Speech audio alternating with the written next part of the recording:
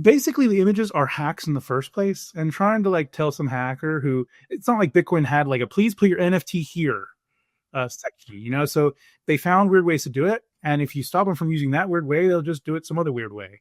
And so the cat kind of understands that and says, fine, we can't stop you from making these things, and we're not going to try to stop you from making these things. Instead, we're going to disrupt your markets, disrupt the trust in your markets, and remove all financial incentive to do this in the first place.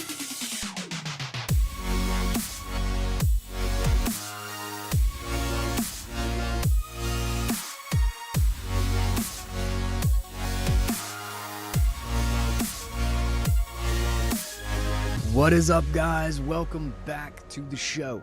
I am Guy Swan, the guy who has read more about Bitcoin than anybody else you know. We've got the Shitcoin Insider back with us today. So there was a proposal recently that got submitted to the mailing list and apparently got censored. They were like, no, we're not going to talk about this, and caused a little bit of a stink. Then it was attempted to be submitted to GitHub, and then they said you can't submit it to GitHub without it being on the mailing list. Well, there's a reason why it wasn't on the mailing list. And this caused a bit of a stir. A lot of people started talking about this because this is specifically about the op return, the UTXO bloat, the JPEGs, the spam conversation on the Bitcoin chain. And what's interesting is that it is a very unorthodox proposal. It's not really like any of the other proposals around this conversation. It is a soft fork. It doesn't attack an opcode, though. It doesn't even do anything about the op return size, large or small. It actually attacks the market for the spammers, which is actually kind of interesting. It was a unique enough proposal that I was like, I had to stop and look at it again.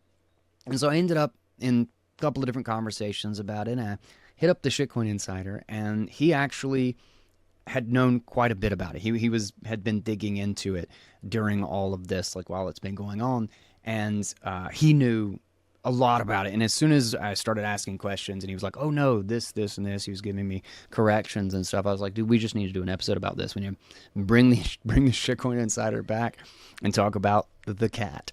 So that is what we're doing today. And it's also since been added back to the mailing list, by the way. It's been allowed, and so we can actually see discussion and see people's responses to it, which I think is great. I don't know why everybody's scared of a proposal, but we kind of get into that on the show. So a shout out to our amazing sponsors. And I actually just want to say something really quick. So when I got a Bitcoin-backed loan not too long ago when we were doing the work on the basement, and just out of curiosity, I get these things in the mail all the time of Quicken loans. You can get fixed rate and you can do all this. And I was like, let me just look into it. And I actually did quite a bit of it. I was never actually going to pull the trigger because I just didn't want a fiat loan again. But I went through a ton of the process, ended up speaking to somebody on the phone for like 30 or 40 minutes and pinging my credit and doing all this stuff. I wanted to know if my memory was right, like of how much the process sucked. But it's still just kind of amazing when I've just gotten used to doing Bitcoin-backed loans. That's just kind of become the norm for me. And I just can't imagine. I mean, I did just go get a Bitcoin-backed loan because I was like, this is just too easy. And that's why we actually reached out to Ledin after having the conversation with Mauricio on the show. Like, hey, man, I don't know if you want to partner, but, big fan of your product. And if you're on a Bitcoin standard, it's hard to beat a Bitcoin-backed loan. You should really consider it. It's a great option for somebody on a Bitcoin standard like myself. Shout out to them. Then also Synonym, they also had a really great like hackathon, like a vibe coding thing and tons of cool little projects were built recently. I have a link to it. But if you're looking to like build stuff with like re-decentralizing the web and you're a vibe coder like me, you just like to build stuff with AI, it's a perfect tool to kind of dig into. And there's a bunch of great examples for what you can do with it. I used to take forever to get started in the day. Like I swear it would be like 3-4 hours before I felt like ready for the day. And I usually try to drown it out with coffee, which I still drink a ton of coffee, but that's not really relevant. And I also would have the opposite problem where at like 11 o'clock at night, I would just be like, now I'm ready to get some work done. The biggest thing, there's a narrow band of blue light that completely cuts off your melatonin production. And I'm looking at screens all the time. These guys putting these on at 7 o'clock at night, well, whenever the sun goes down, has made such a difference. These are from Chroma. Not only that, they are like awesome Bitcoiners, and you can go to getchroma.co, and my code Bitcoin Audible will get you 10% off. Plus, they have like some really big holiday sales right now. So check them out if you haven't. I bet it makes more of a difference than you think, and it's a super easy thing to just stay in the habit of. Lastly, the HRF, they put on the Oslo Freedom Forum, which will be June 1st to 3rd of this coming year. It's an amazing conference, and they do so much incredible work fighting for freedom and keeping people informed around the stories of tyranny and encroachment, but then also the stories of success and how people fought back against it. Tickets and as well as their financial freedom report you can find right down in the show notes. With that, let's get into chat 154. This is Unpacking the Cat with the Shitcoin Insider. Well, dude, welcome to the show. Welcome to the show. We got the Shitcoin Insider back, man. I feel like the Shitcoin Insider was the good old days. Oh yeah, dude. So just my nostalgia. The biggest thing that I've learned since 2020 to 2025 in shitcoins is how much I wish the Bitcoin shitcoiners would go and use those shitcoins. I feel like I never appreciated how much we needed the shitcoins before. Yeah. I think I used to want them to die, and now I want them to like be more attractive. I want them to thrive so that the shitcoiners will go back. Please take these people from us, please. That's hilarious. So I wanted to get you on because there's been a lot of, I loosely kept up with it, but one of the things with the spam debate and op return and everything, there has been a new development, and you have kind of been my source on this just because you've seemed to have really kept up with this one. Well, you kept up with both the last ones. So we had a bunch of really good conversations about it. I was like, listen, this only makes sense. We should really just go into this on the show because I'm sure a lot of people have questions about what the hell is the cat. So there was a bunch of stuff about it being censored, but now it was up on the mailing list. Again, I'm still very loose on it. I basically know what I've asked you and you have informed me of. But for the sake of the audience, why don't you give us the overview of kind of what you and I have already talked about? What is this new proposal? What is the cat, as it is being referred to, I believe? Yeah, so I've got the GitHub pulled up on my screen, so I'm going to go off of that as the source of truth. Written by somebody in NIM named Claire Ostrom, and it is essentially a new approach at trying to stop some of the spam on Bitcoin, spam as in NFTs, tokens, etc., etc.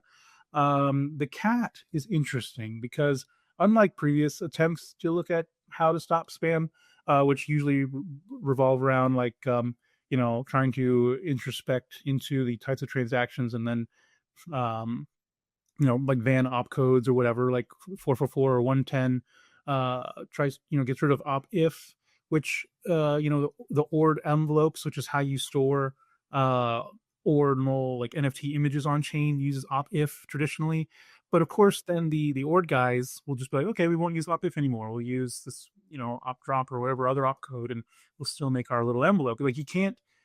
It's basically the images are hacks in the first place, and trying to like tell some hacker who, it's not like Bitcoin had like a please put your NFT here section, so they found weird ways to do it, and if you stop them from using that weird way, they'll just do it some other weird way, and so the cat kind of understands that and says, fine, we can't stop you from making these things, and we're not going to try to stop you from making these things. Instead, we're going to disrupt your markets, disrupt the trust in your markets, and remove all financial incentive to do this in the first place. So you can do it all you want, but good luck trying to sell it. And if you can't sell it, the thought is that, well, if you mess up their markets and they don't and you make it a very like unattractive place to buy and trade NFTs, then you just won't have those problems at scale in the first place. And the way it does it is unprecedented and very controversial for good reason. Um, it does it by, and this is the short version. The it's actually uh, pretty detailed for a draft of a BIP at this early stage. But I in let's see, I'm looking through it now. So it's a lot to skim through. If anybody looks at Claire Ostrom on Twitter, I don't remember her name. It's got like some numbers in it. Oh, it's at sign Ostrom OSTRON 72158. Her link on her bio is the actual repo. Is it a new account or has it been around? It's new. No, it's new. This definitely seems like a name that was made just for this. From what I can tell, that's been brought up. I'll link to the GitHub so people can check it out, and Twitter. And I don't blame this person, even if it's really a girl. I don't blame this person for probably wanting to be anonymous, because essentially what they're doing is saying, we're going to get rid of a multi-billion-dollar market and all of your assets in that market. That's a pretty scary thing to do. So I definitely wouldn't want my name attached to something like that. There could even be like organized crime and who knows what in those markets. Those are definitely not like saints. But so the way it does it, the unprecedented and highly controversial way it does it is, but it's also brilliant in a way. It looks at, instead of trying to find, because ordinal transactions, the way that they track their NFTs is they put them in the ord envelope, they put the data on chain, and then they use the ordinal theory, which is how you track each Satoshi according to it's contrived, but it's their way of tracking Satoshis.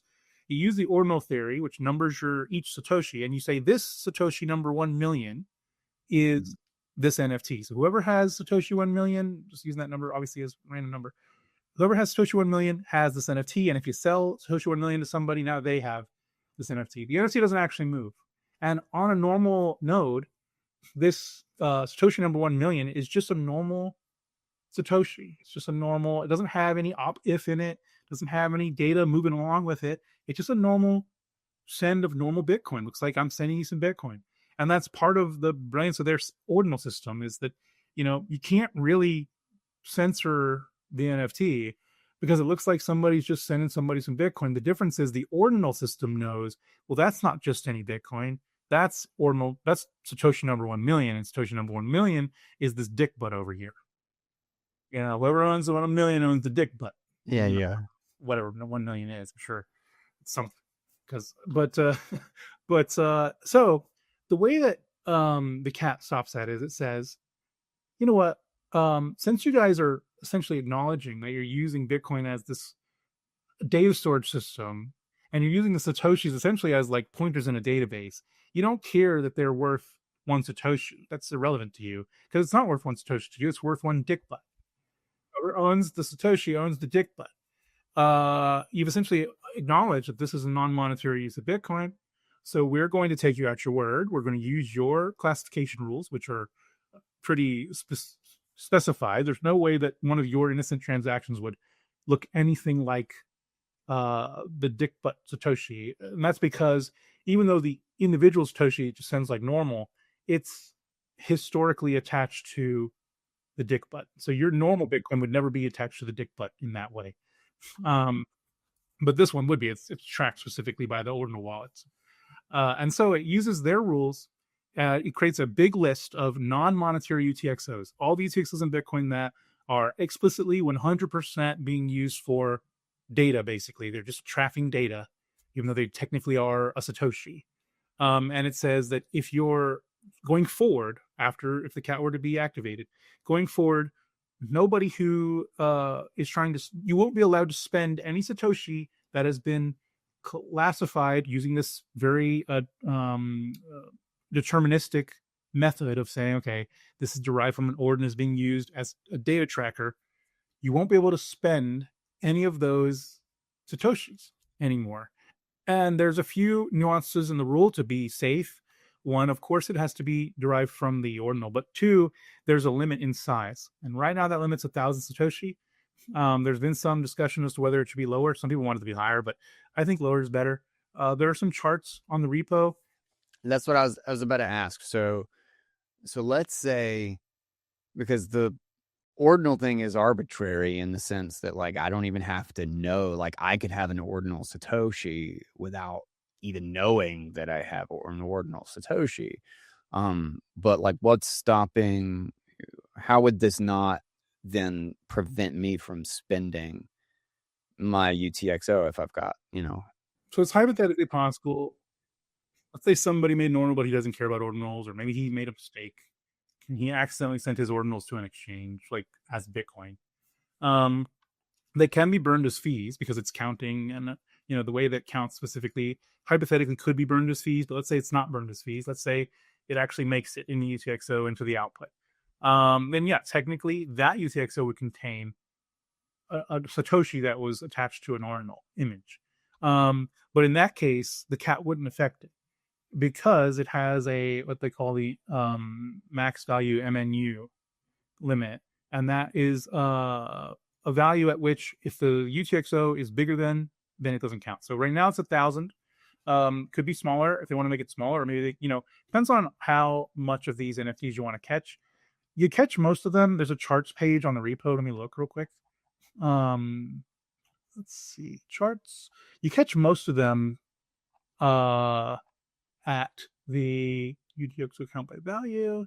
Yeah, here. So the chart that I'm looking at now, it's called the actual UTXO count by value chart. There's a total of 51,801,803 as of the block number this was run on, ordinals in OR, like image trackers. UTXOs that are tracked to an image. 51 million? Yeah, 51,800,000. Jesus. And that's, more than a third of the entire UTXO set. And by data, it's more. By data, it's almost 40% of the data of the UTXO set. But the data is subjective because it depends on how your client stores it. But at least on Claire's node, and mine was similar when I did it because I compiled it myself to see what this would look like. It was similar, but the data is going to vary a little bit depending on what's if your database has been cleaned up recently and whatever is also background maintenance stuff that Core and Knots are doing. But essentially it's close to 40% of the size of your UTXO. So almost 40% of your entire Bitcoin live state, which is the state that has to be referenced frequently because that's the Bitcoin that is yet to be spent.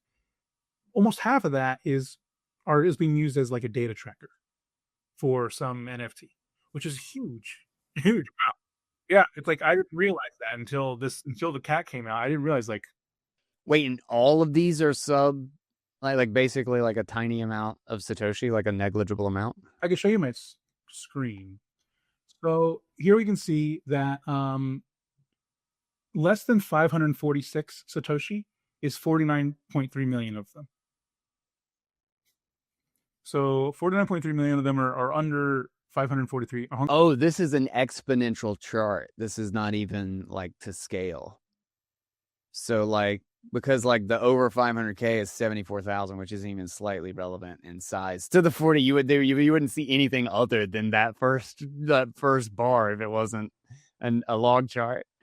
So yeah, you catch by making the limit 1,000, you catch another 1.2 million. So it's a good argument to be made, and I would probably, I think we should probably move, if there were more discussion about this, probably it's safe to move that limit to 546. So not even 1,000. Anybody with less than, let's say, 547 Satoshi UTXO is safe. And it's very hard to imagine. It's kind of in the unspendable limit anyway. It would be very hard to imagine that you'd have a 546 Satoshi output that was also inscribed and tracking an ordinal, but somehow for some reason you didn't anticipate that it was an ordinal. I don't know, who sent you 546 sats on chain and it happened to be the same output as their ordinal. It just seems extraordinarily unlikely that would happen. But if it did happen, you're going to lose 546 sats. And and so it's not that bad, but also you could save them by simply just spending it and consolidating it with a bigger UTXO. So it would be very trivial to do something about it. If you wanted to keep those 546 sats, which might cost you 546 sats to spend, who knows? But so there's a limit. So that's how we protect innocent transactions, actual monetary transactions, from unknowingly getting in there. And that also serves as like an escape hatch for those who are super passionate about their NFTs, and they just like, you know what, I'm going to consolidate all of my NFTs into larger UTXOs because I don't want them to be deleted by the cat.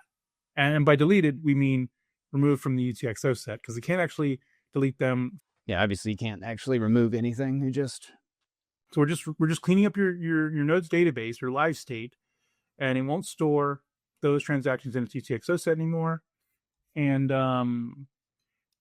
it won't take up all that space, but it also won't let them spend them. And it also works on stamps, although for stamps it's different because stamps don't transact on chain anyway. So for the stamps, it only removes the UTXO. It doesn't stop them from spending them, but it's fine because at least Stamps are unspendable though, right? The stamp itself is unspendable. Their whole like advertising spiel is like, screw Bitcoin. We don't care about Bitcoin. We just want like forever art. And so we're going to put it in your UTXO set and make you store it forever. And so stamps intentionally says we're unprunable. Like that's their, you can do like an op return NFT, but they say, no, we're better than that because we're unprunable.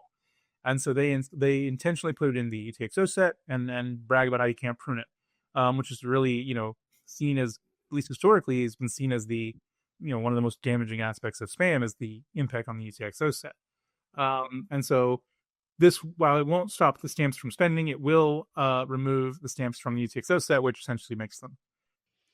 I have a question for you, and maybe you don't even know precisely the answer, but because I know there are some where it's like, oh, you can't remove this because like there's this apparent unspendable nature of a public key or whatever, like a proof of burn address, but you technically don't know for sure that it's actually proof of burn. Somebody could have actually generated the highly unlikely public key. Is this kind of the same situation with stamps? Because like I've always wondered why there wouldn't be a kind of like best, most likely, like 99.9% chance that you can prune this stuff and not worry about it sort of thing, where I could drop everything that is apparently a stamp on the chain. There are some, and I had not done like an analysis to see like how many of these would be affected by this, but there are some fake pub keys which don't actually correspond to any valid point on the curve, and so they could never be spent ever. Like, and you can mathematically prove that like this key could actually never, it just couldn't be signed for, right? Yeah. But that's only half of the total keys. So I mean, half seems like a lot, but when we're talking about basically an unsolvable amount of space, you take one bit away, that's half of the data gone, but the other half are on the curve. So you could still make them all provably spendable if you wanted. Like if somebody said we're gonna remove all the ones that can provably not be spent, which is even still a little controversial because like, yeah, I mean, it's like hypothetically mathematically provable, but what if we're wrong? Like I don't know, like it's But the thing is that you could totally do this on like just purely client side. It's like do we even, it's not even like you, if somebody wanted to keep them, they could still keep them. It just means that if somebody ever tried to spend it, it's going to be really, really hard to spend because it's not going to be like quickly relayed. Everybody's going to have to request, do you have this information? Because I don't have this information anymore. Like they're going to look for it again. I wonder if there's just like I don't know. I've always wondered that because like a lot of this stuff is literally unspendable. And it's like, okay, how do we designate it as unspendable? And it's like, if it causes a delay to them, but they're using what is essentially an exploit. It's like, I don't really care if they have a delay, like it's not my obligation to make it work for them if they're doing it, if they're literally using it in a way that it's not, you know what I mean? There's a really cool proposal by, I think it's Robin Linus that proposed it. And it's on Delving Bitcoin. I've heard some people talk about it, where essentially it makes dust, it like archives the dust. And then if you are the owner of the dust, you have to go through some extra steps to submit, like in the transaction, you have to tell everybody basically like, this is where the dust lives and I'd like to spend it. And it's a lot of burden on the sender, but it doesn't prevent them from being able to send right. it. So it shifts the burden of like the resources from the everybody in the world who has to hold it, your 1 penny, to you. Like, okay, fine, you want us to hold your 1 penny? We're going to archive it because it's 1 penny. But if you really want that 1 penny later, you can go through these steps and prove where it's at, and you can get your 1 penny back. It shifts the burden. I remembered the proposal, something like that. I can't remember who was it. Rubin, you said? Linus has Linus. Yeah, the guy who does I think he does a bit VM stuff. Yeah. No, I thought that was an interesting proposal because like trying to fit there are these like kind of naive ways that would pretty much be 99% accurate, like insanely relatively accurate to clean up the UTXO set and lower a lot of burden without actually doing almost any damage. And you could leave it up to, you could leave a path to recovery without actually like the relative cost to benefit would just be, it just seems to make perfect practical sense to do something like that. And now there's an open question: how damaging even is the UTXO set? This is funny. I've been watching the mailing list since this cat thing came out. It's very interesting to me. It's an interesting conversation because it's like, yeah, Bitcoin is permissionless. The money is uncensorable, but it's like, but what if, at what point what if it's like 80% of all the data? What if it's like 99% of all the data, and for a fact it's like somebody's penny spam and they don't care about money? Like, do we forever say like, no, you know what? Even though every single one of us knows that this is abuse, even though every single one of us is paying for this abuse and it's infringing on our ability to use this as money, because we're so principled, we're not going to do anything about it. Like, at a certain point, it's like, dude, if all of us know unambiguously, we're certain, 1,000% certain that this is junk, I think it's kind of rational to like agree as a network, as good stewards of the network, to say we're not going to extend to you the same rights as like money. We're not going to treat you like money just because he used 1 Satoshi. I get the resistance to get it, because it's like core part of Bitcoin.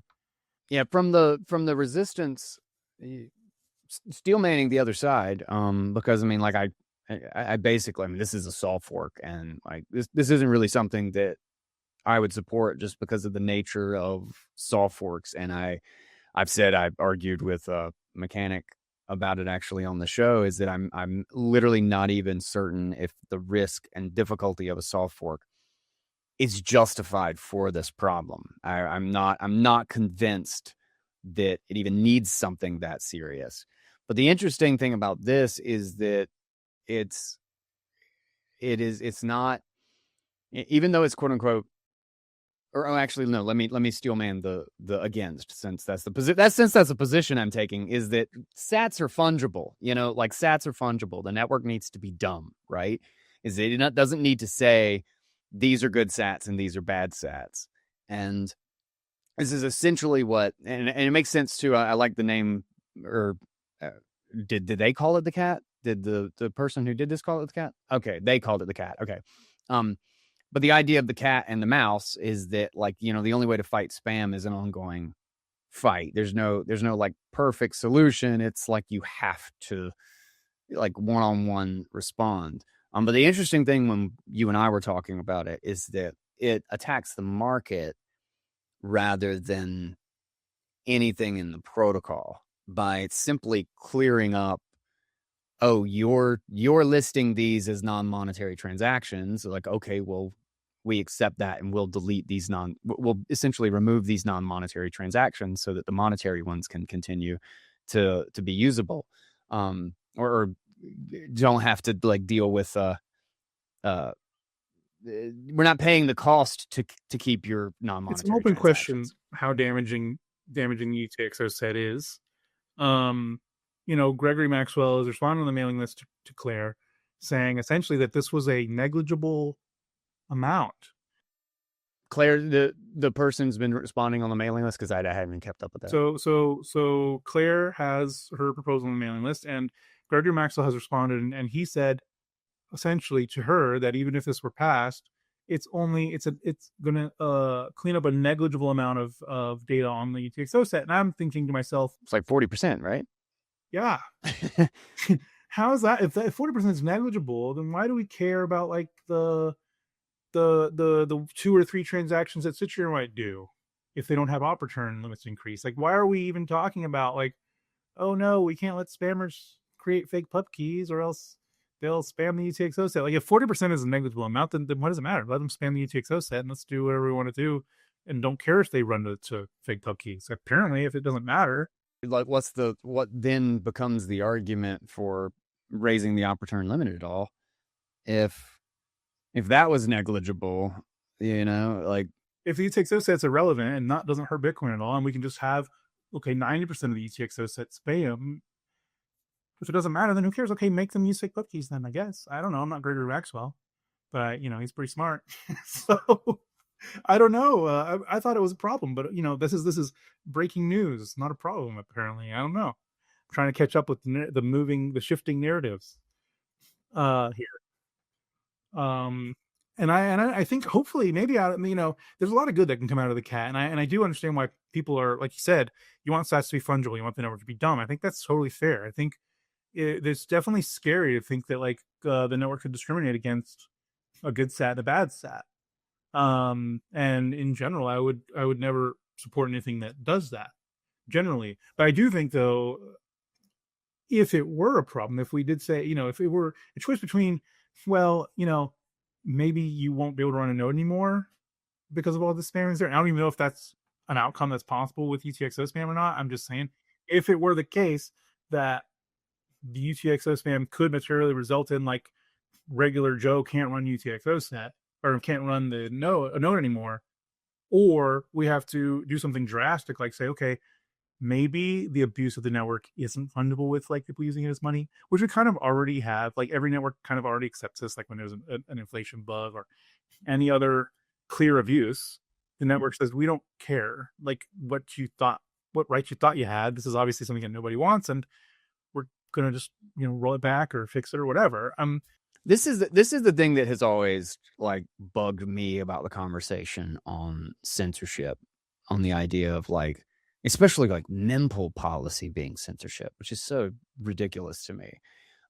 But is that like it immediately begs the question as to what is a bug? Like what is an exploit? Because you have to say the only way to actually come to that conclusion is to conclude that what they're doing with stamps or creating fake pub keys and like using literally like empty opcodes or empty script information that doesn't actually have a function, but just tricking it into into sticking in pieces of a JPEG.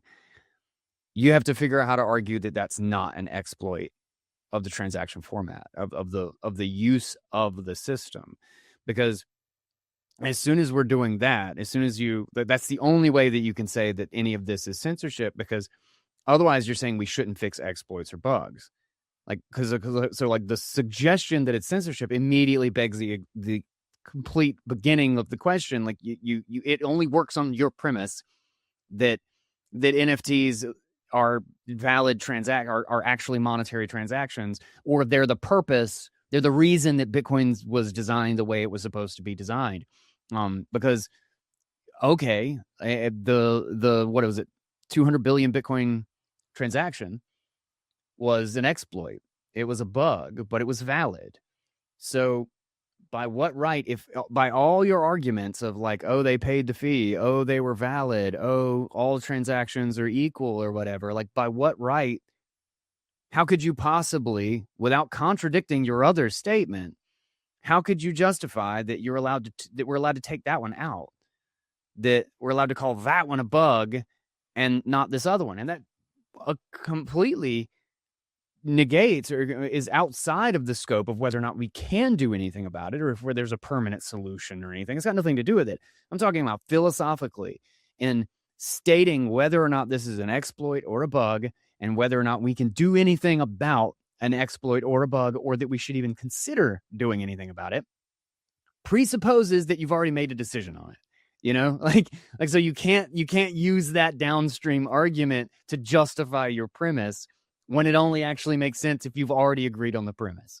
Well, if you think, and maybe this will come from this discussion, because one thing that I like about the cat the most is hopefully that it starts more discussions about spam in the first place. Because there is a large group of Bitcoiners, I think, that just shrug at spam and say, who cares?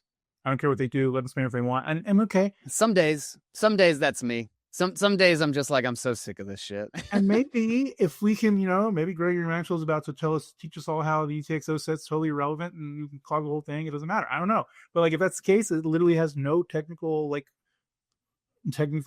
harmful overhead to Bitcoin, then fine. I guess we can just ignore them forever. I guess I thought it was a big deal, and I'm learning about that now. The only reason why I'm more questioning it now is because of Gregory Maxwell's post yesterday. That's the only reason. Before that, I thought it was obvious. I thought everybody knew that spamming the UTXO set was an obviously bad thing to do, but I'm hoping that there's more discussion on it, because I want to know, and maybe I'll even try to run some tests myself to see like how much of is that even a good assumption. But there was a good tweet here from Claire I was finding while you're talking, where somebody was accusing her of her Twitter bio is incentives are governance, essentially, that Bitcoin uses.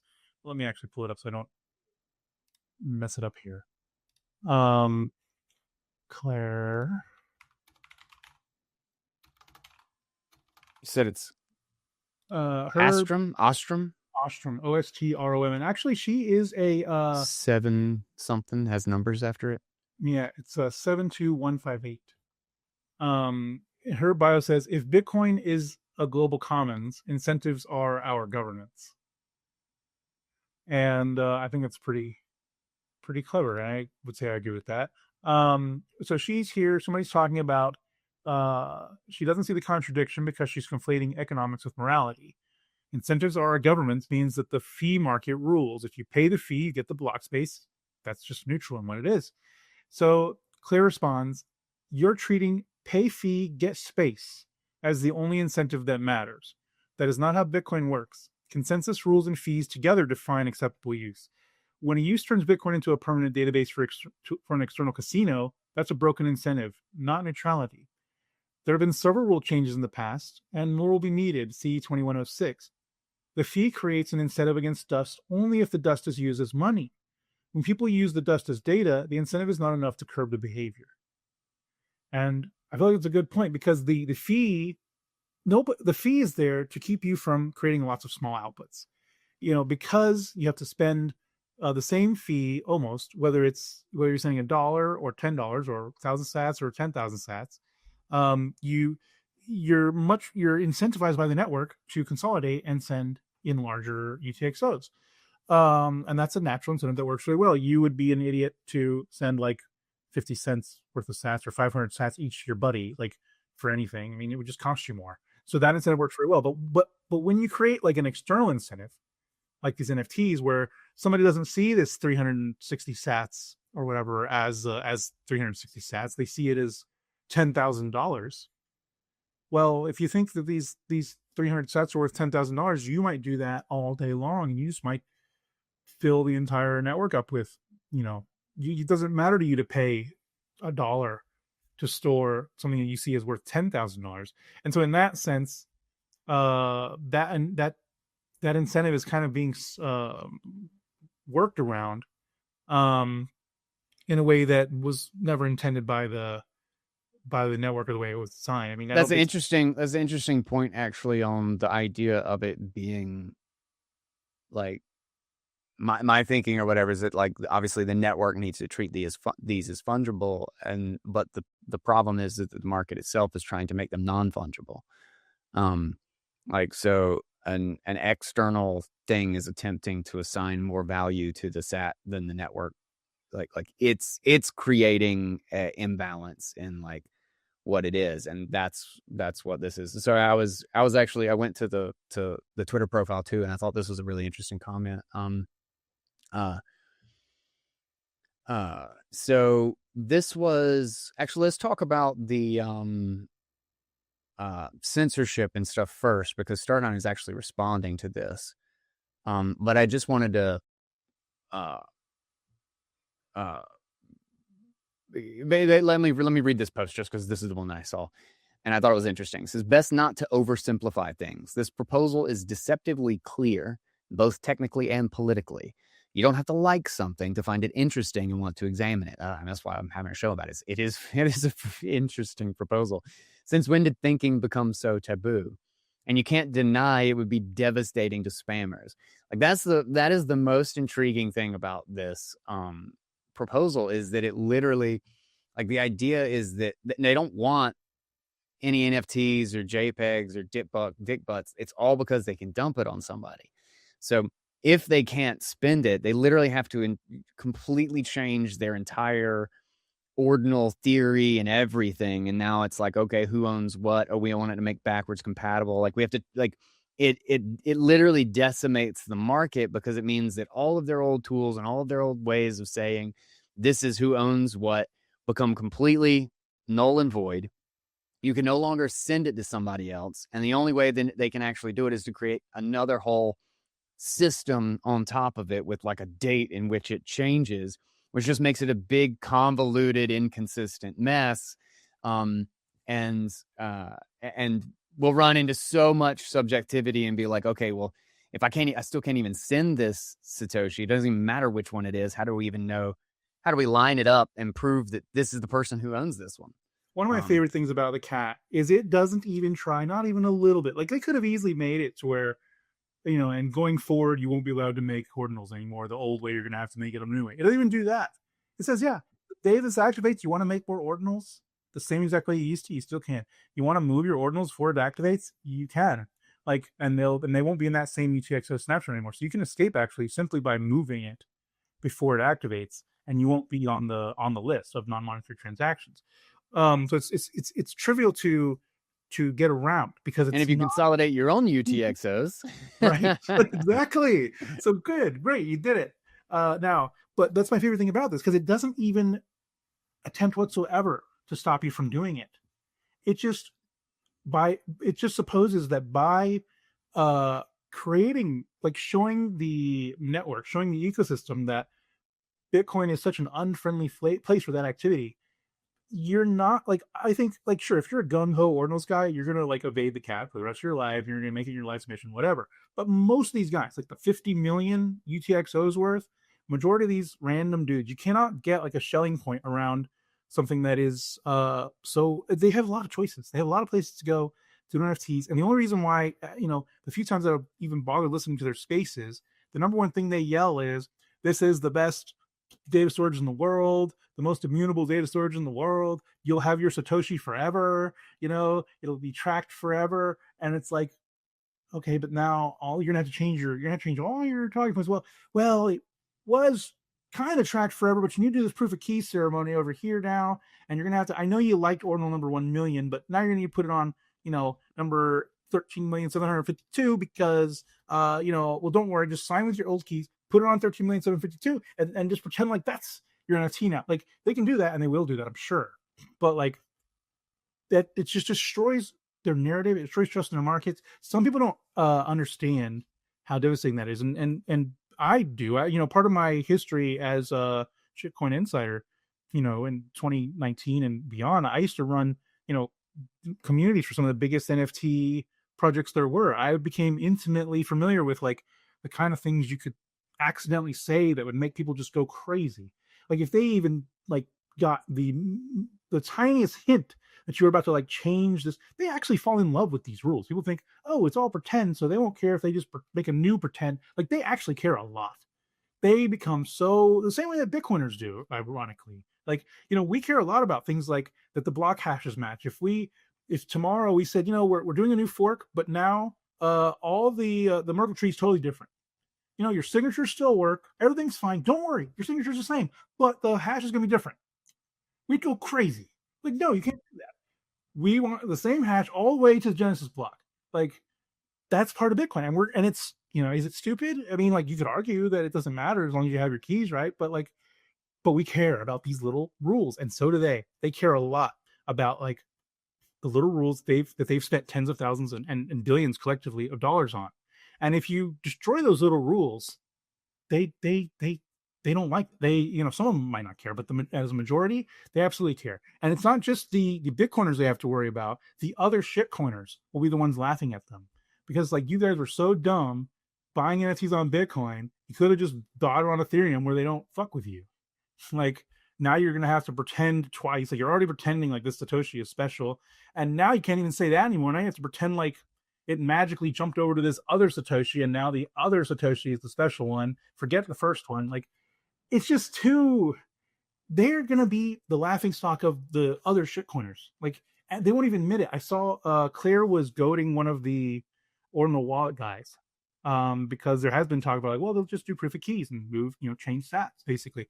And I asked that, and I saw, and I even asked him too in a retweet. They said, crickets.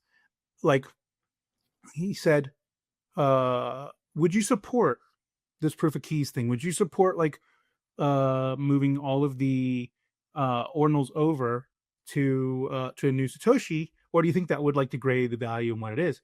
He didn't want to answer. Like, even like hypothetically, they don't want to answer because they know, like, Bitcoiners can cry all they want about how they won't care, but he knows if he answers this question, his community is going to go, man, wait a minute, what? You're considering moving our ordinals to a new Satoshi? Like, to even admit that, like actually admit that, like in an official capacity, would be devastating to them. Now they can use that as a threat to us, so to make us feel like they don't care, but they can't actually say that out loud. They're not gonna. He ended up finally making a joke about like, oh yeah, sure, just put an airdrop on it and I'll move whatever. But he's laughing, But like, I think people are underestimating how much damage this will do to those markets. You're not going to have big trends of crap coins on Bitcoin anymore, because they also, even if the cat never happens again, or even if it never even happens the first time, for the rest of time, at least in the as long as in the memory lasts of this event, they're going to be worried that like, if they do make some big new NFT series, that it might also get catted. Like, even if you don't even threaten them, like, why would I'm not, if I was an NFT collector person, I'm not going to go to like some random protocol that is actively trying to delete my stuff. Like, I'm just going to pick another one. That's kind of like so in creating that kind of incentive, I think you're doing something more powerful than trying to stop them. Yeah. No, it's undoubtedly interesting. And I also don't quite get and I think it's honestly just because everybody's so butthurt about all of this stuff, because, I talk with like knots people who just like can't even entertain or listen to anybody who says anything in support of core, or like I get hate for having merch on, and or Rob or whoever it is, anybody supporting the other side. And then the same thing, like, I'm a scammer because I have mechanic on with the round table, like in the reverse. Like, and it's just like, why is everybody, what the fuck are you so afraid of that you can't have like a conversation about these ideas, And like, all I can think is like, and then like, I wouldn't support this, but I really kind of feel like it's funny. I found these Start 9 posts, but this is kind of how I feel about it. It just, it's like, it's interesting. It's interesting to me. And let's talk a little bit about the censorship. And I think this is part of the whole, like, being butthurt about stuff. Is everybody's just so aggressive on this, anything that feels related to the op return issue. There's so much just, I guess, PTSD or something. But so Start9 says, not sure what to make of this proposal yet, but attempting to silence it is ridiculous. Allegedly, Ostrom72 whatever submitted the proposal to the mailing list, but it was censored.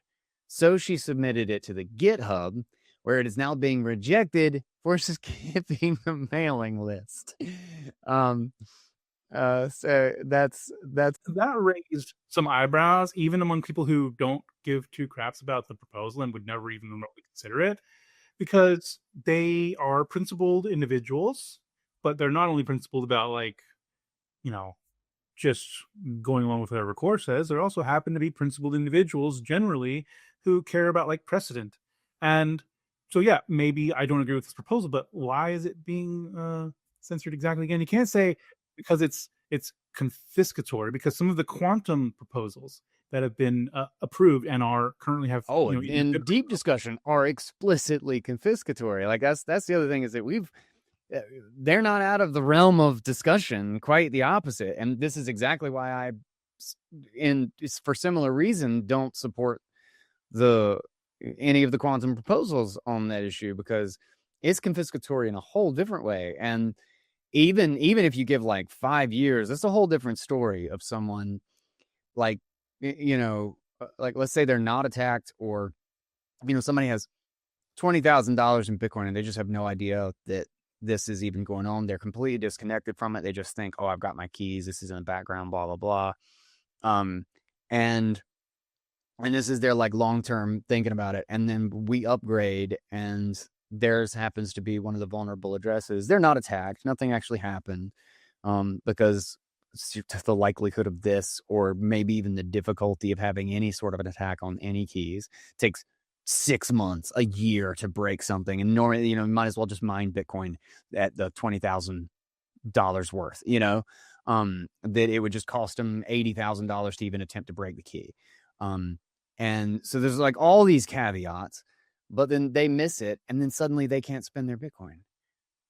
That's locked. Like, if that happens to one person in a system, in a thing like that, like, that's a utter failure. Like, this is the sort of thing that, like, you just don't do. And for the sake of being like, well, somebody's going to get Satoshi's coins and be really rich because they broke cryptography, it's like, that's the kind of the consequence of. But I still support it being discussed. It needs to be discussed. Well, yeah, but I've read it on the show. I've gone deeply into the conversation, and I wouldn't censor it, even though I disagree with it. Quite the contrary. I like explaining why I disagree with it. I think it's important. I think if we, pretend like these ideas don't exist, then how are people supposed to know they're bad ideas if they are? Yeah. And especially when the proposal that we're talking about right now, quote unquote, confiscates Bitcoin in dust, like in dust UTXOs, like, it's stuff that people literally don't spend anyway because it's unspendable. The only part of it that is spendable is the shit that people are, sending 10 sats to get $500 because they're selling a dick butt or something. And so and all that also. So there was the point about not being post-rose on the list. So that also brought up some process issues with BIP rules in general, because currently it's kind of being enshrined into the BIP rules that you have to discuss on the mailing list before you can even be approved.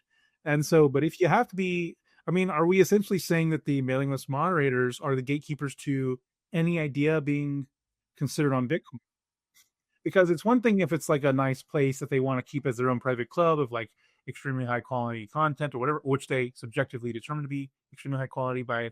If they want to do that, they need to create those rules. They need to, like, they can't just do it, I think, kind of like in such a subjective and unknown way. They can't play will allow any discussion and this is an open. Right. It says in there that it's a lightly moderated forum. But also, if we mostly disagree with this, we're just going to kick you out, kind of thing. Yeah, like, it says it's lightly moderated. It's anything but lightly moderated, from what I can see.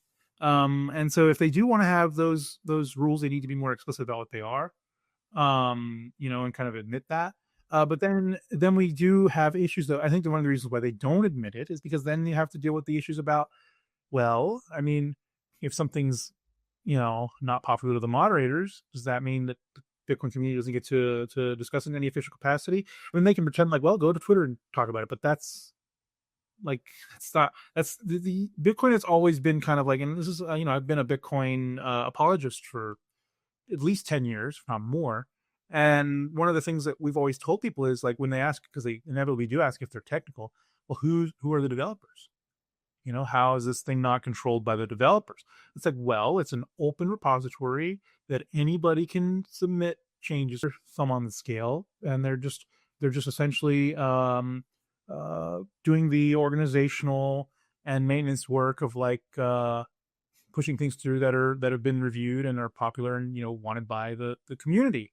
It's not just like whatever the maintainers want goes. At least it hasn't been that way in the past. You don't actually have to sell your Bitcoin to access its value. You can actually borrow against it very easily without selling it. But when you do this, you need to be careful. You need to do this with a company that is trusted, one that has survived a bear market, and one that will literally show you that they have the coins, that they have proof of reserves or some mechanism where you can look at your balance and know that it is safe. This is why I've been a huge fan and a customer of Ledin for a few years now. So one of the Bitcoin-backed loans that I got a few years ago to finish renovations and the basement and studio in my house, I would have paid 3 times as much Bitcoin had I just sold it, as it now takes me to just pay off the loan. And that's if I sell the Bitcoin to pay it off, which I think I'm going to be able to get equity out of the house and pay off the loan and get all of my Bitcoin back. This especially makes sense if you're making an investment. If you're doing something that is going to pay you income in the future, or if you're investing in Bitcoin mining, it's a whole lot easier to beat the interest rate if you loan against the Bitcoin and keep the Bitcoin. Ledin also makes this like crazy easy. Like if you went to do this right now, you could probably get the money by tomorrow. They do proof of reserves twice a year, and I check. It's a very easy process. And you don't have to do monthly payments if you don't want to. You can just accrue the interest and pay off in chunks whenever it makes sense.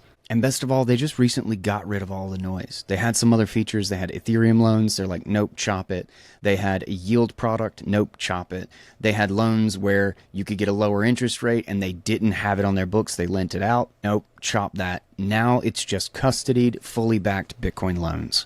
Doesn't work for every single situation or every person, but there are some times where this is an incredibly valuable tool to have. Don't overextend. Remember, Bitcoin is volatile and read the details. But if you need access to your Bitcoin's value and you just don't want to sell, Ledin is a brilliant and simple tool for doing exactly that. And I've been a happy customer for a couple of years now. You can check out the links right down in the show notes. It's Ledn, ledin.io. This has been one of the most damaging things to me. Sorry, put a pin in that and hold on to that thought. This might be very similar, but is that like I think it actually does them a huge disservice and poisons the trust in both the openness and the objectivity, I guess, of the conversation around this. To like there's a big difference between being like, okay, this is super controversial and we're getting a lot of non-useful comments or whatever, and then removing the unuseful comments. Then we're just going to remove this, or we're going to prevent this from being talked about at all because it's controversial, or we don't agree with it and we're just not going to do it. Like those are totally different universes. They might kind of in practice look similar, but they're totally different universes for when it comes to trust. Like I'm perfectly okay with treating a stupid proposal as like with a legitimate response and then leaving it at that. But I think the largely seen as stupid or bad proposals for whatever reason should stay there with the reasons they aren't good proposals. Like, because then that makes it clear that you're not censoring stuff. Like imagine if like it's like our Bitcoin was kicking out everybody doing like the Bitcoin Cash stuff and all of that. And I had a bit of a problem with that even then, but it was Reddit. It's a Reddit conversation. Like of course it's going to be a mess, of course. So like there was a part of me that was like, Thamos is like, well, he's kind of a dick or whatever, but at the same time, There's nothing saying that you have to allow this, and the conversation becomes horrid no matter what you do. And there's like piecemeal moderating it was going to be very, very difficult. But if this is a GitHub and or a mailing list about actual proposals, and somebody submitted an actual proposal that was Bitcoin Cash or Bitcoin Unlimited, then we have an actual discussion about it. And if somebody comes in and they're just flaming or like trying to turn it into Reddit, then okay, stop those conversations or pause them when they become retarded and unable to speak to. But you actually benefit a lot by proving that you actually are confident in your explanation or confident in your conclusion by leaving it there for people to read and actually having an open discussion about it. And so and sorting out what is just bullshit comments versus something that people are actually considering or that is a legitimate proposal, whether or not it's ever like, I don't think this is going to actually get soft forked in, but it's an interesting, it's unique among the other proposals on this issue. That is at least something to give it credit to. And I'm glad they added it to the mailing list because and actually allowed discussion to it, because if you had a good argument against it, you wanted to be on the freaking mail, you wanted to be available for people to actually have that conversation, and that you don't look like a bias, you don't look like you're just like disallowing conversation on anything that you just don't immediately support. Especially I saw some of the other things that they have approved. Like there's something they approved the mailing list, which is just titled "Op return spam is no big deal," something like that. It's just like, and it's just a rant, like a 10-paragraph rant from some dude. Like, I don't think op return spam matters at all. It's no big deal. Screw this. Stop talking about it. Who cares? And that was approved. Like, that's not even proposing anything. There's something developmenty about that. And that just, to me, that feels a little like if you care about spam and you know, it's not about substance or value to the conversation. It's about like, are you aligned with what everybody else wants to hear? Right. And that's definitely, you know, I don't know. Is spam an issue? Like, that's the question. Because some people, I mean, what's your take right now? Like, how do you feel about spam in general? Like, how big of a problem is it? And would you support something like the cat?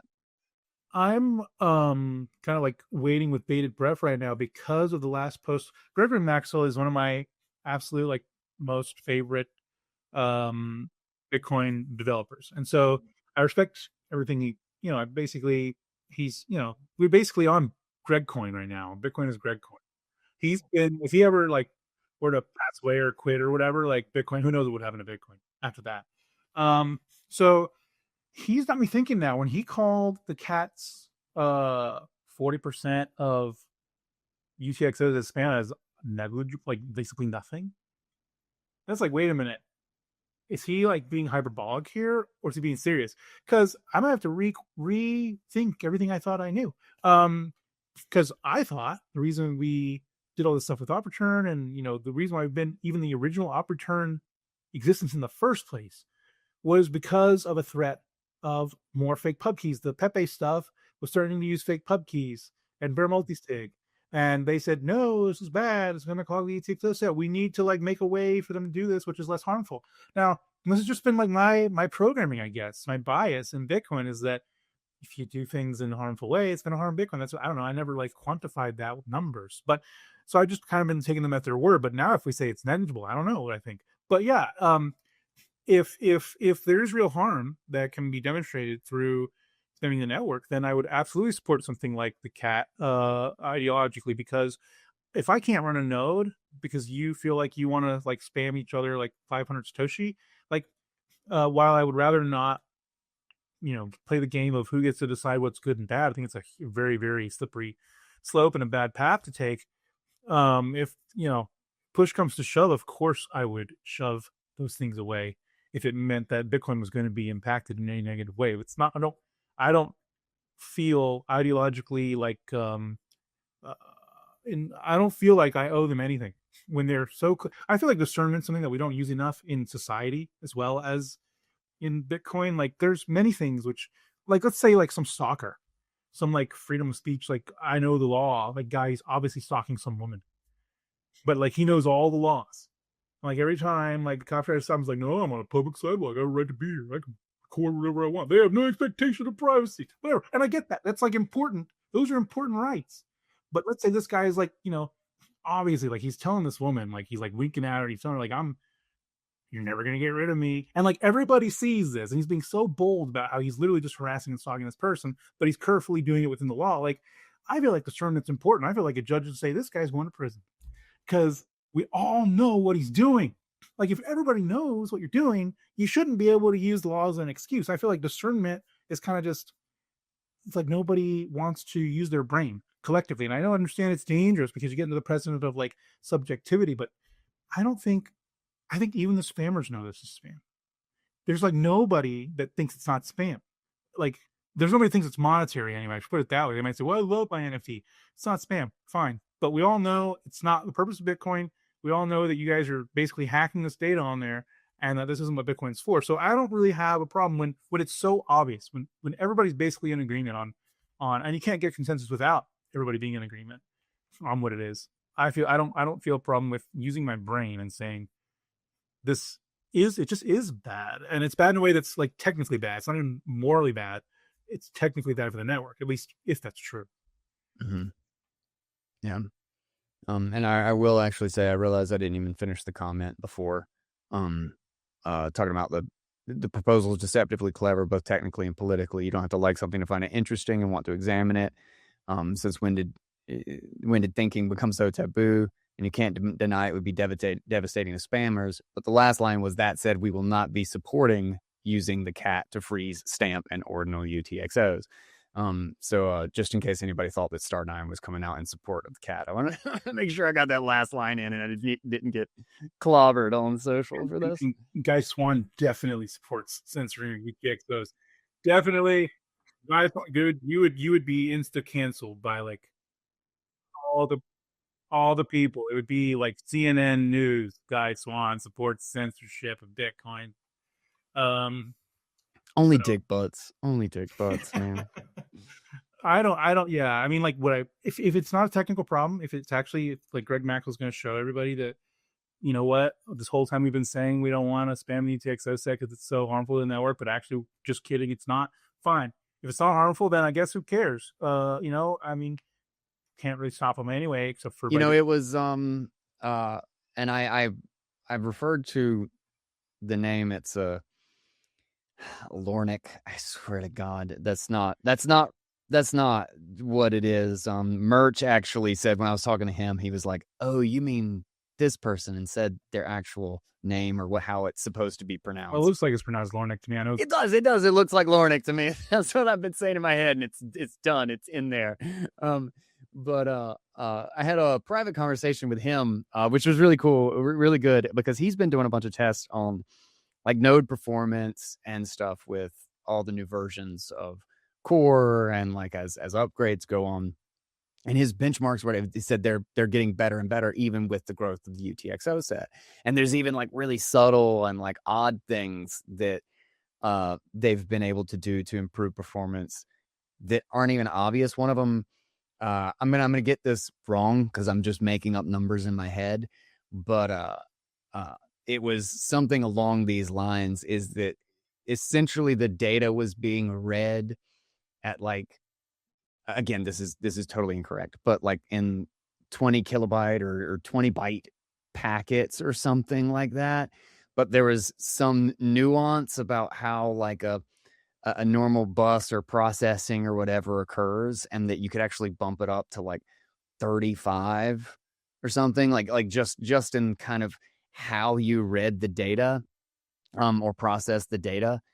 You could just make it more efficient. And then like this was a huge boost to performance, and all it was just a local decision on how to read it like slightly differently, assuming that there's more bandwidth inside the machine or inside the bus from the processor to the RAM or whatever it is. Again, I completely made up those numbers, but it was just interesting that it doesn't have anything to do with like cleaning it, like UTXO or getting rid of spam or some cool math trick to better compute signatures or anything. It was just like, maybe we can actually assume that everybody's got at least a Raspberry Pi, and there's this much bandwidth to go between the two devices on the hardware, and we can expand this a little bit. Boom, way faster. I was like, that's like the, like when you have like a beautiful piece of artwork, you have like a house that's just done exceptionally well. It's the little things at the end. It's the caulking that's really nice around the edges. It's a really nice trim. It's the third coat of paint rather than sticking to just two.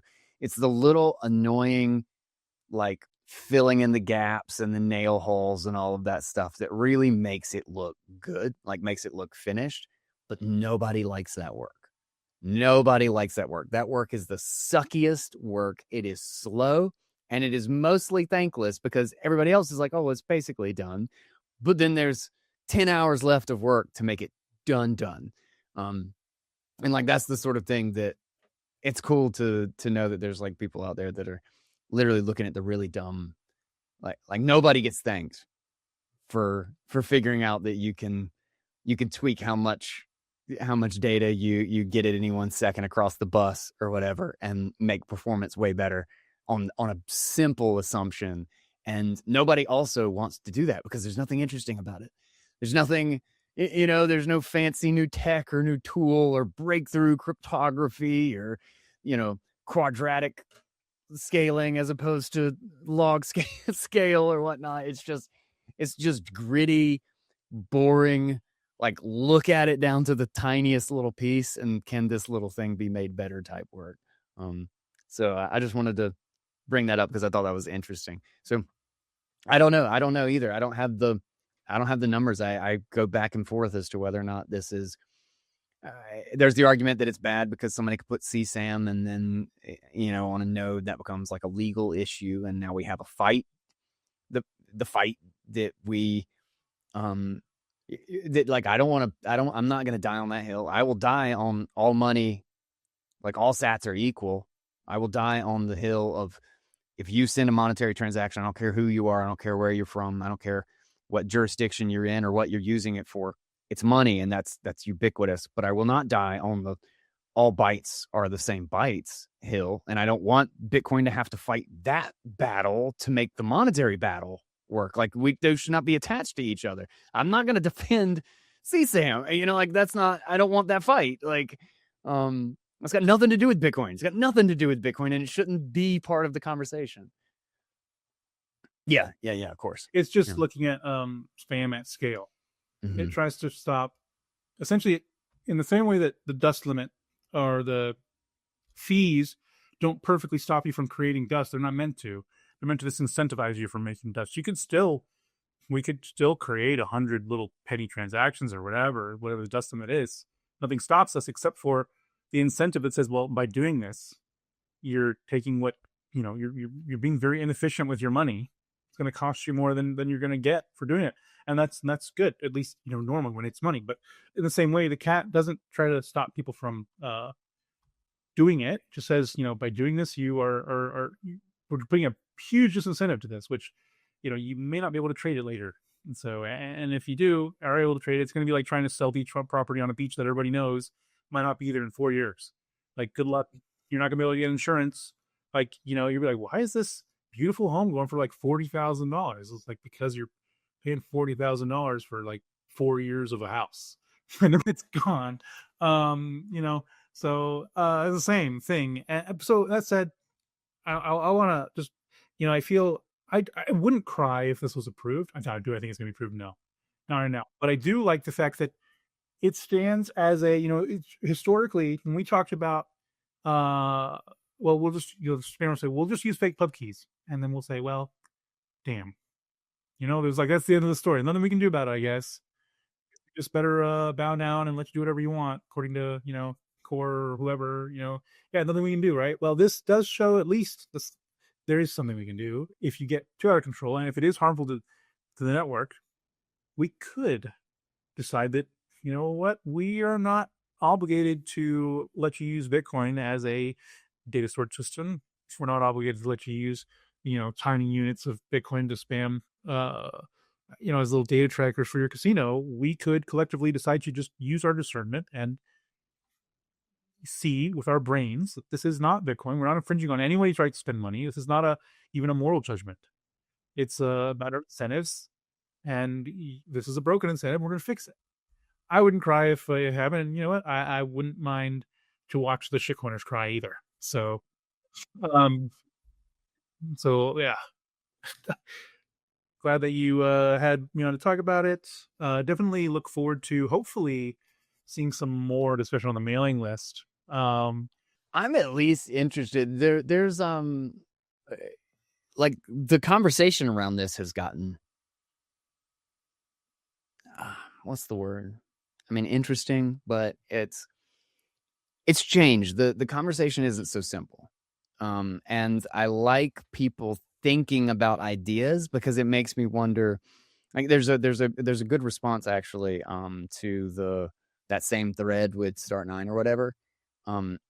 Is somebody posted Bitcoin is improved with better math, not politics. Nabu Bitu.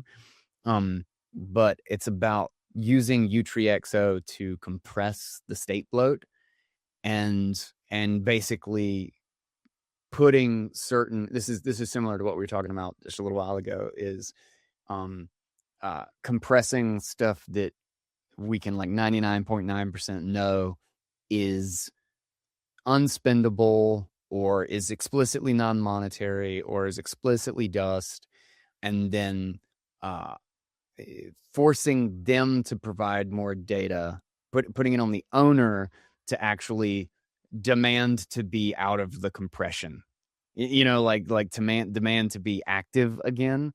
And I really kind of like that proposal because it's not confiscatory.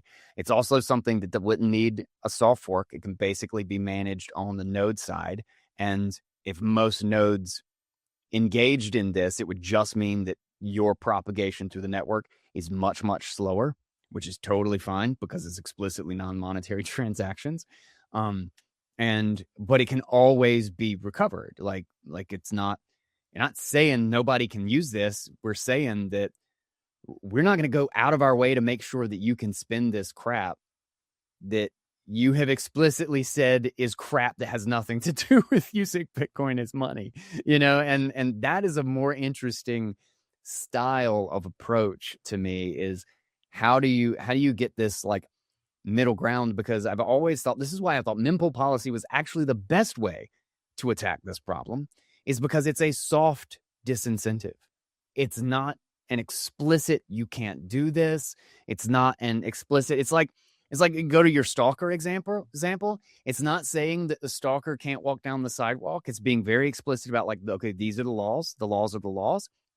But instead, letting other people in the neighborhood walk around right behind him with like a horn blaring right into his ear. It's like, well, we're going to use the law too, and we're going to annoy the shit out of you because you're bringing down the value of our neighborhood. You're saying you are literally intruding in our community, so we're going to disincentivize you from being here because you're a piece of shit. And it's like that I feel like is the real way. And it's also it's the cat, right? It's the way of like actually doing a soft attack. And that's what bugs me so much about about the decision that Core has made, and that the Core client has, the direction that they've taken is they've basically said, we're not going to do anything about it. We're not going to disincentivize it. We're just going to be nothing at all. But at the same time, they've said that they make the argument that the reason they need to do that is because this is a problem. That the UTXO bloat is an issue and we want them to use op return. And it's like, but if it's a problem, like if we are admitting that there is a negative outcome of this, like, and maybe we're just using that for the simple sake of like, it's a convenient excuse and really none of this matters. And sometimes I fall in that bucket, but if it's not, if these are meaningful excuses, if these are meaningful reasons to do it, then it seems to me that it's still completely meaningful to create a soft disincentive, to just make it a little bit harder to get your shit in the chain, to propagate through the network, and basically make it so that the default isn't going to serve you, in exactly the same way that if you're stalking somebody in our neighborhood, we're just not going to make you comfortable. We're not going to go out of our way to make sure that nobody's keeping you from getting around the corner, or I just might happen to drive out of my driveway at the same time that you need to cross it, and you might have to walk around my car. Like it just like that feels like to me the way to treat this. And it's like, why are we pretending that we can't? You know, it's like getting mad at the dude who's walking around with the blowhorn, behind the stalker, and then saying you're not allowed to be mad at the stalker. It's like, bitch, this is very obvious why I'm here and why I'm doing this. And I'm also not breaking any rules or doing anything. I have the same rights as he does. I'm going to blow my horn in his fucking head, like, Yeah, that's such a good way of using the example. Yeah, exactly. And it does seem, that's the weird part about it. And that's what sometimes, when I'm feeling conspiratorial, I wonder if like, are the mailing list moderators like, secret ordinal whales? I think, oh no, we're definitely not going to let this proposal get through because that could have an impact on our ordinal value. Like, yeah, I feel, and I'm totally,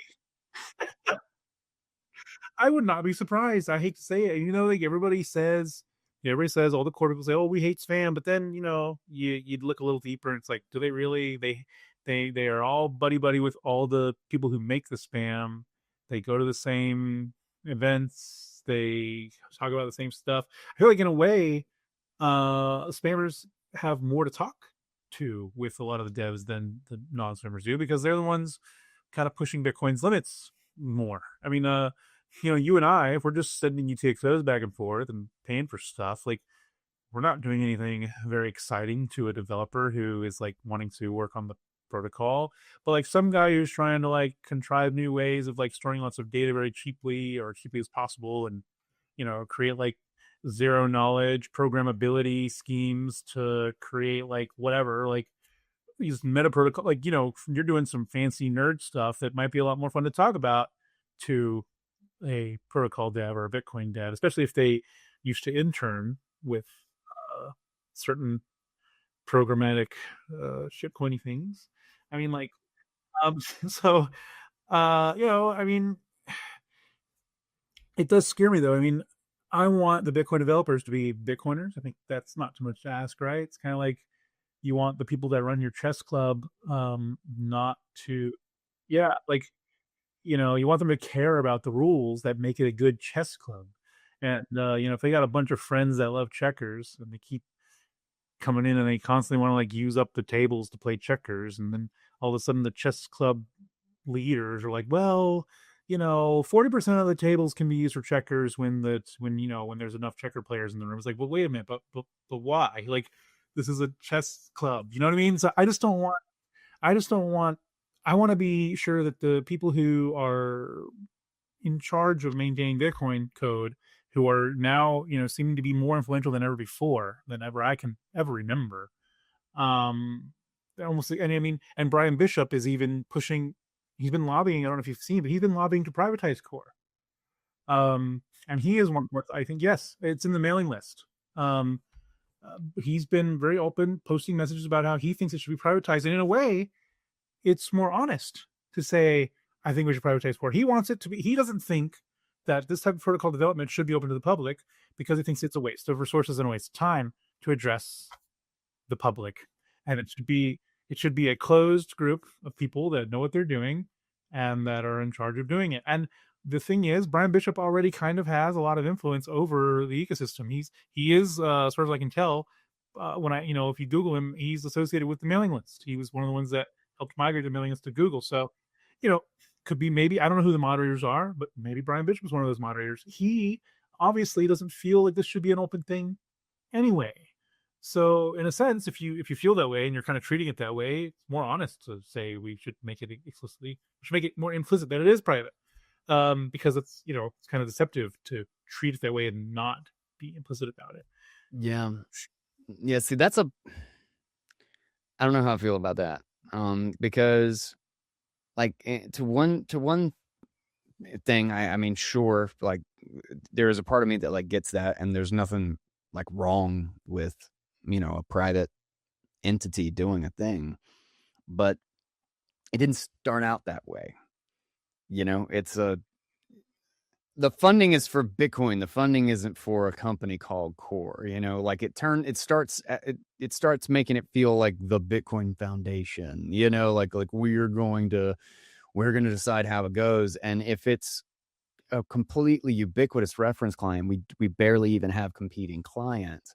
Like Knots is the first thing that even comes close to being a competing client now at this point when it comes to somebody running something that just doesn't come out of the Core GitHub.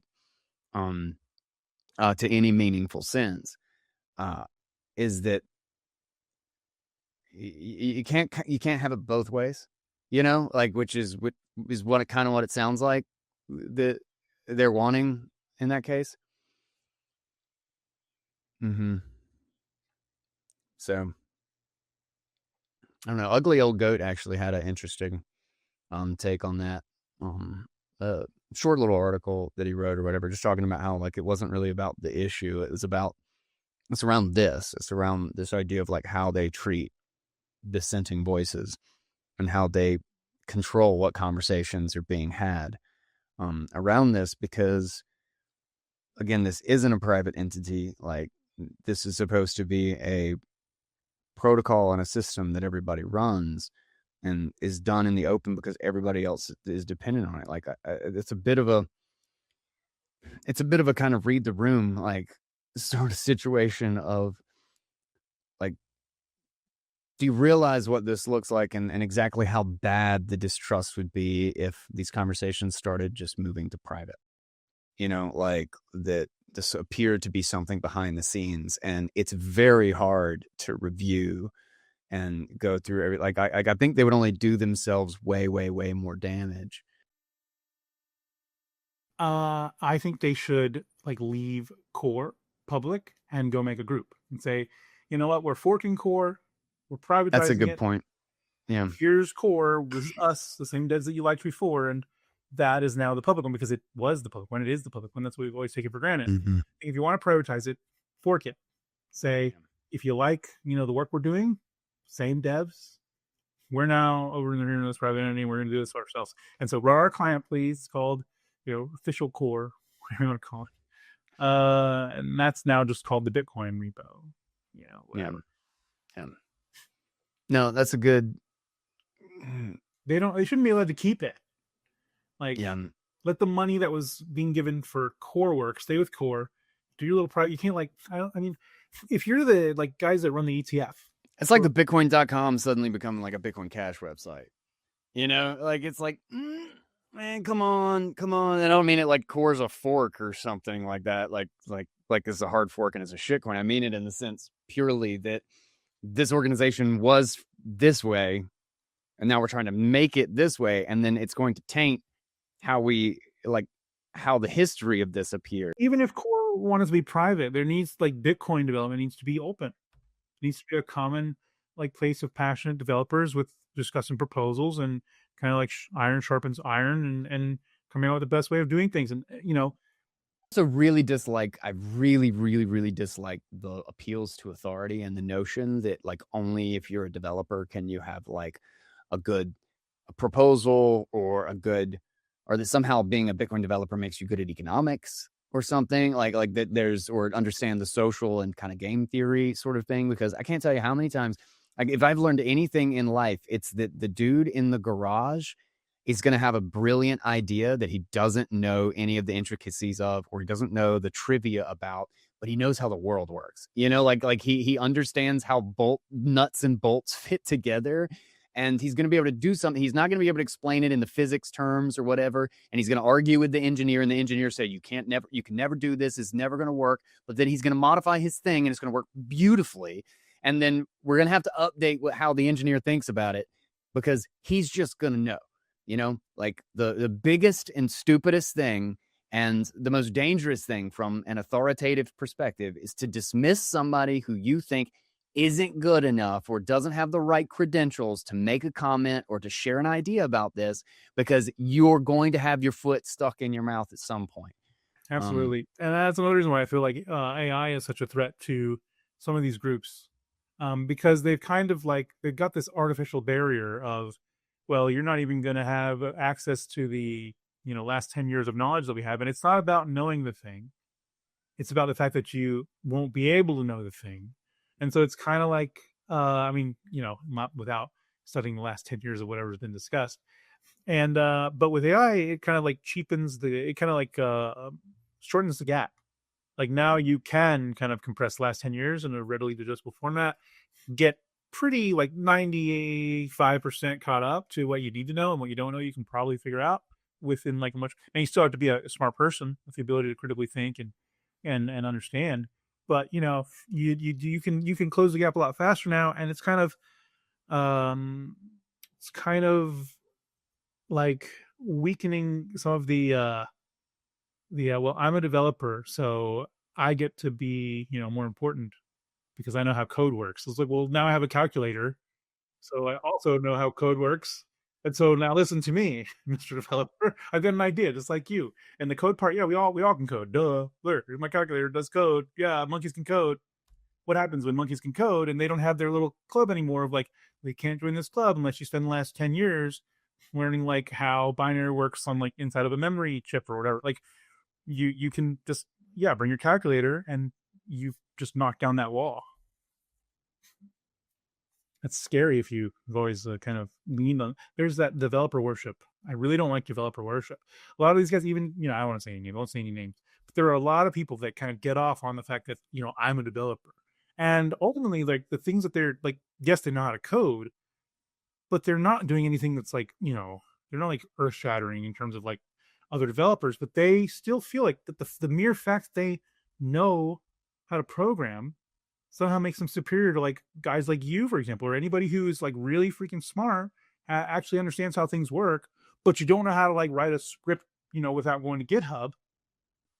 I can't even tell you the difference. I can't properly explain. This is something I ran into today, actually. The difference between a runtime and an environment. And it just drives me freaking nuts because I do not have the mental image, but I can understand if an idea is sound when it comes to how things relate to each other in a program, and whether or not that's one of my favorite things to do is to dig into like how it is that Bitcoin knows that Bitcoin is DDoS proof, or that that you can create a system for maintaining privacy. I don't know how to implement it, but I love Dandelion is genius for preventing timing attacks on where you are, where the transaction is coming from in the node network and stuff like that. A lot of these guys, they're not even a tenth as smart as you, but they feel superior to you because they know the difference between a environment and runtime or whatever. Like, and it's just like, it's not actually that important. It's not actually like that impressive even. This is actually something similar to a Mike. Oh God bless, I can't remember. I keep forgetting his freaking name. And I'm probably going to be debating him soon. God, why can't I remember his name? Wait, I've got a conversation going. I'm gonna look him up. But he was talking about how like somebody had didn't know some sort of economic term that he was debating with Mike Brock. And he was like, see, this is why you don't even understand. You don't even know what aggregate demand means or something. I can't remember what it was. But you don't even know what that means. So how do you even think that you can discuss this issue or whatever? And I'm like, man, that's good God. Like, that's such a, like, to me, that suggests that he's the one who is unable to reason. Like, he's the one who's having like a logical block, because aggregate demand or whatever term it is, that's trivia. That's not logic. That's literally that's this vocabulary. Exactly. Like, it's got nothing to do with concept. Like, I might not understand what mise en scène or meet cute is when it comes to filmmaking, but I can definitely tell you whether or not this is how to tell a story. That has nothing to do with whether or not I can tell a fucking story, because I know the trivia of like what it means for the main characters to meet for the first time, or the aesthetic of the scene around it. What's the terminology? Who gives a shit? I can tell you a story. I know how to tell a story. And it's like Richard Feynman, I think, had a really good quote on it, because he was actually presenting, it was like a university in like Brazil or something, and he was trying to advise on like repairing their, as he referred to it, as like just like horrible science academia like platform and everything. And he was trying to explain something, and one of the students like challenged him on this, and he was uh like, do you know what this formula is or whatever? And he was like, no, I don't know it off the top of my head. And he was like, well, I do. I know this formula. And Feynman's like, well, that's stupid. I can look it up in 6 seconds. Can you explain this concept? Or have you just memorized a bunch of formulas that take me 3 seconds to go look it up in a book?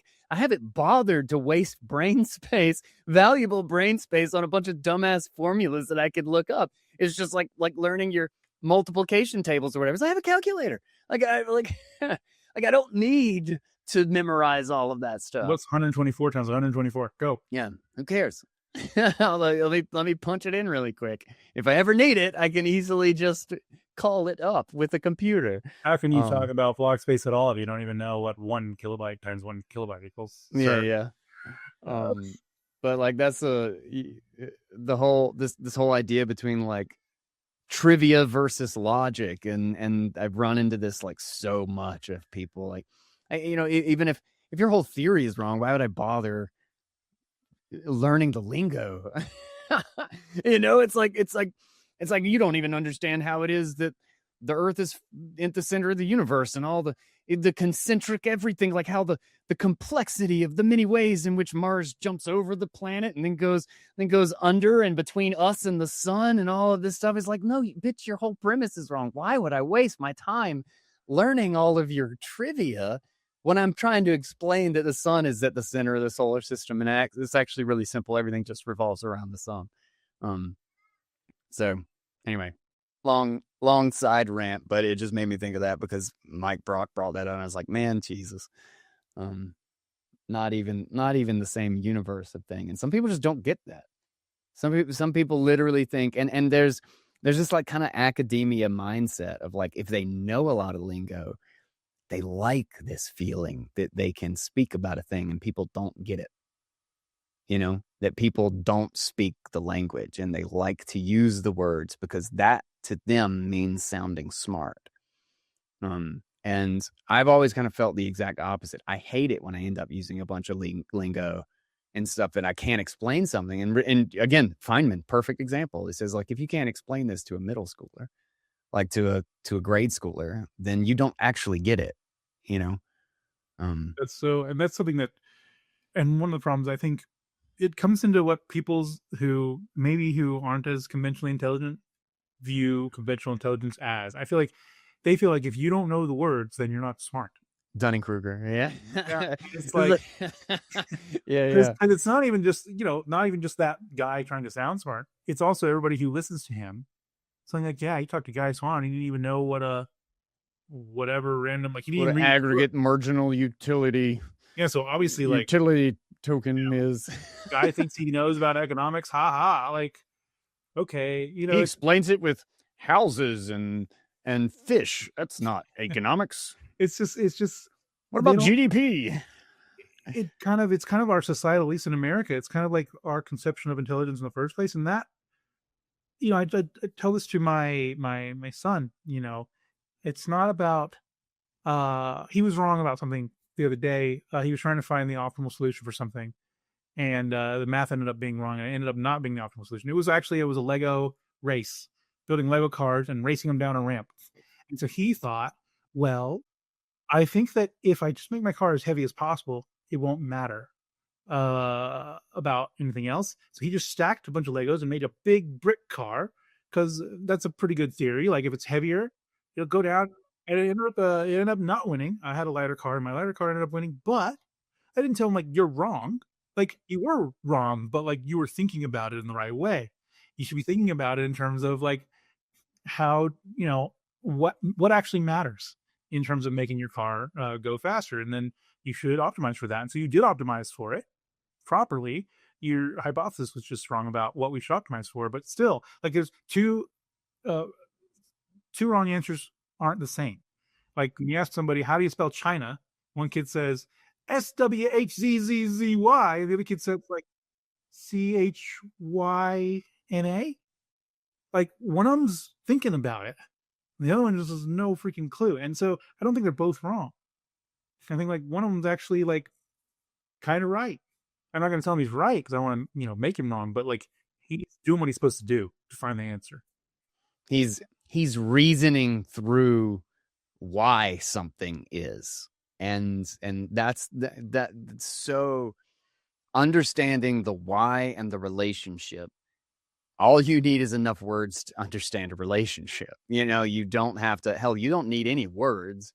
You can understand a relationship. This is exactly why the redneck in the garage is going to be able to build things that so many, like, the engineers swear is impossible to build. And the number of times that I've run into that sort of thing in my life where I'm just like, listen, I'm going to trust the guy with the hammer because I'm telling you, he knows what works and what doesn't. Yeah, I had a very country mechanic fix the transmission on my car 20 years ago with a little bit of JB weld. When all the big mechanic shops saying no, you can't fix it. It's got it's busted, and you're gonna have to replace the whole thing. Like that block isn't replaceable. This guy's like, dude, I can JB weld that. It's just like a little gash. Like, I know how to do that. The book tells you no, you can't do that. It's gonna, impact the structural integrity of the system, whatever. Like, no, but actually, I don't think so. I think if I put a of it on there, it's gonna work. It's not gonna break. I understand how the JB weld is. I understand how this box is put together, and if I put a fuck ton of it on there, it's not gonna break. Listen, okay, I've had JB welds break. I know exactly how I would do it to make it do break. But it's gonna don't break because I know how to do it. And he'll say it exactly like that. Nope, this one's gonna don't break. Yeah, I couldn't afford the whatever they were trying to tell me, $7,000 for a new transmission. This guy did it for $300, and I rode that car until it was, until the tires fell off, man. $300 repair that all the the guys at the dealerships and the ones that went to school, whatever, said, no, you can't do that. That won't work. There's no way. That kind of stuff is a story of my life, man. Over and over and over again.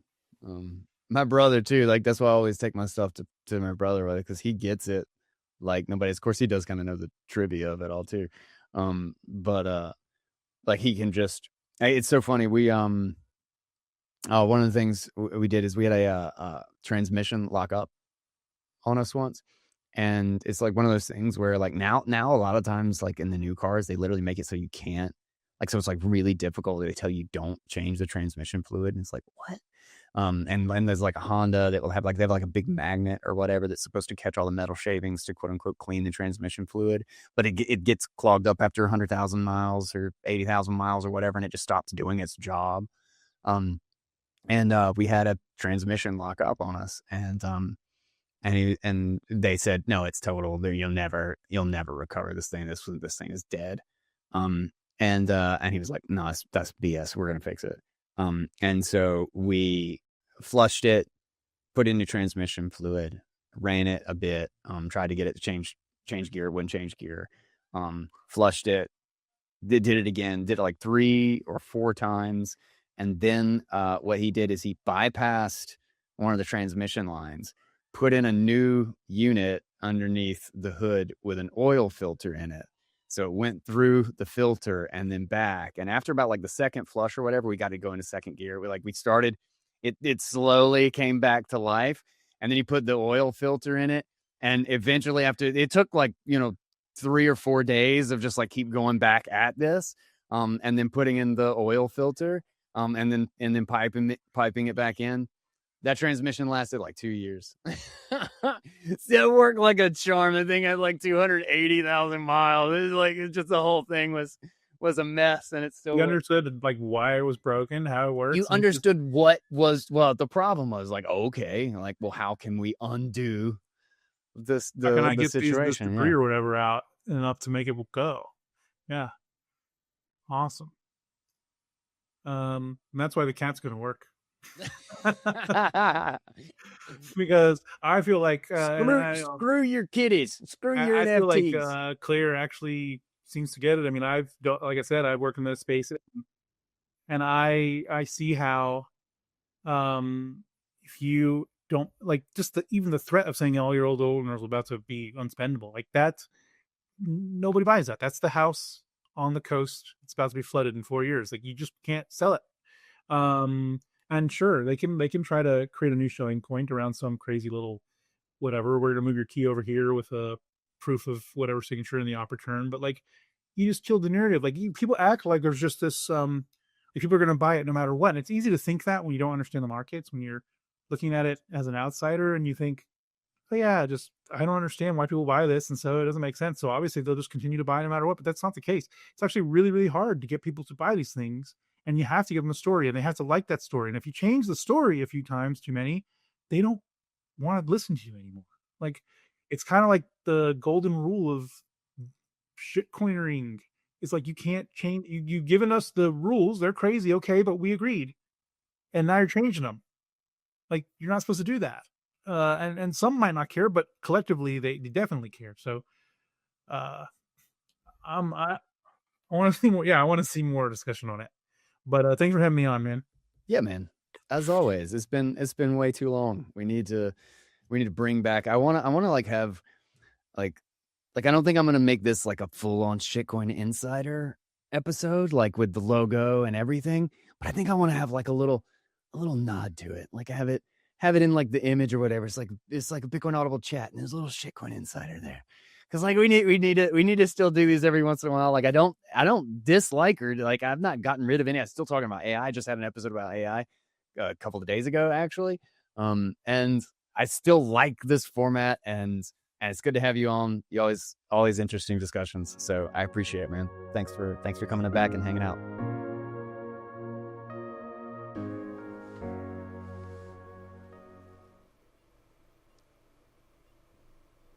Shout out to the Shitcoin Insider for joining me again for a little bit of throwback and a fantastic conversation about the cat. I'm curious what you guys think about this proposal.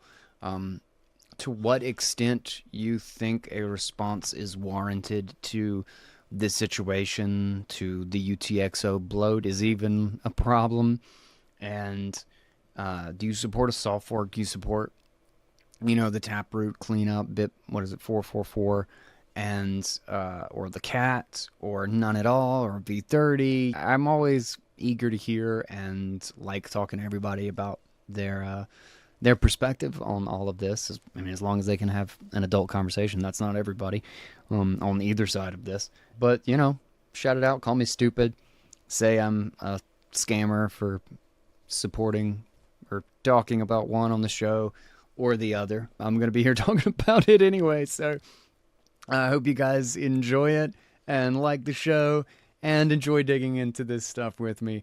Again, shout out to the Shitcoin Insider for always being knowledgeable whenever I need him to be. And to our amazing sponsors, Ledin.io for Bitcoin-backed loans, to Synonym for their amazing stack of protocol and tools for re-decentralizing the web. Check it out if you're a Vibe coder. And the HRF for their amazing work and the Financial Freedom Report. And then lastly, Get Chroma for keeping my energy levels right and making it so my hormone levels aren't being absolutely obliterated while I sit here and work late at night. So thank you guys. And thanks to the sponsors. Don't forget to check those out. Shout out to the Audionauts. Love you guys. You're my crew. And I'll catch you on the next episode of Bitcoin Audible. And until then, everybody, that's my 2 cents.